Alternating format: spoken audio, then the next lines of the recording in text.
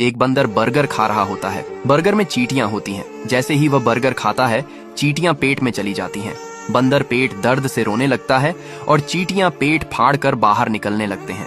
ये देखकर बंदर का पिता घबरा जाता है और बंदर को तुरंत उठाकर अस्पताल ले जाता है।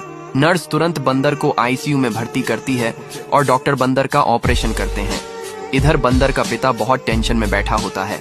ऑपरेशन के बाद बंदर ठीक हो जाता है, लेकिन फिर किसी ने भी लाइक सब्सक्राइब नहीं किया।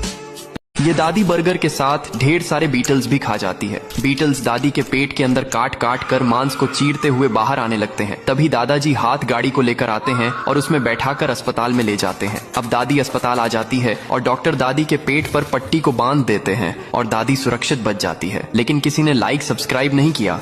ये बच्चा हंसते हुए जेसीबी से जा रहा होता है। तभी बच्चा शहर में आ जाता है और शहर को तबाह करने लगता है। लोग डर के मारे इधर उधर भाग रहे होते हैं। तभी बच्चा एक एयरप्लेन के पास जाता है और एयरप्लेन के ऊपर बैठ जाता है। तभी अचानक से एयरप्लेन में भयानक आग लग जाती है और एयरप्लेन जमीन पर आ गिरती है और बच्चा रोने लगता है। फिर लाइक सब्सक्राइब नहीं किया।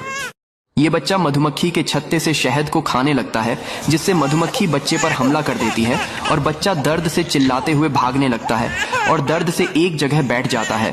तभी बच्चे को एक बिल्ली देख लेती है और तुरंत बच्चे को उठाकर हॉस्पिटल की ओर भागती है और हॉस्पिटल ले आती है, जहां डॉक्टर बच्चे का इलाज करते हैं और बच्चा ठीक हो जाता है। लेकिन बच्चा फिर भी रो रहा है क्योंकि आपने लाइक सब्सक्राइब नहीं किया।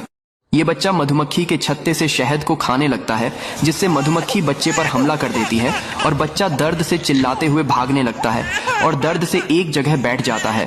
तभी बच्चे को एक बिल्ली देख लेती है और तुरंत बच्चे को उठाकर हॉस्पिटल की ओर भागती है और हॉस्पिटल ले आती है, जहां डॉक्टर बच्चे का इलाज करते हैं और बच्चा ठीक हो जाता है। लेकिन बच्चा फिर भी रो रहा है क्योंकि आपने लाइक सब्सक्राइब नहीं किया।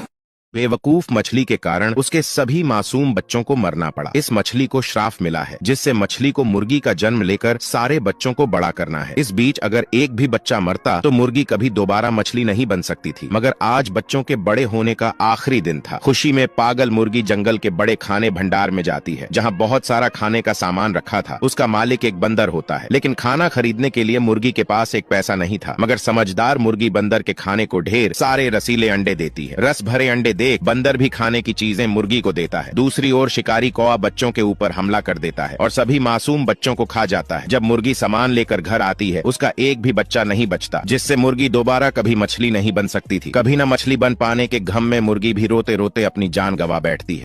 शिवरात्रि के दिन बंदर पानी की तलाश करते हैं, लेकिन पानी नहीं मिलता। तभी उनके सामने एक विशाल दानव आ जाता है, जिसको देख सभी बंदर डर जाते हैं। दानव बंदरों को पकड़कर खाने लगता है।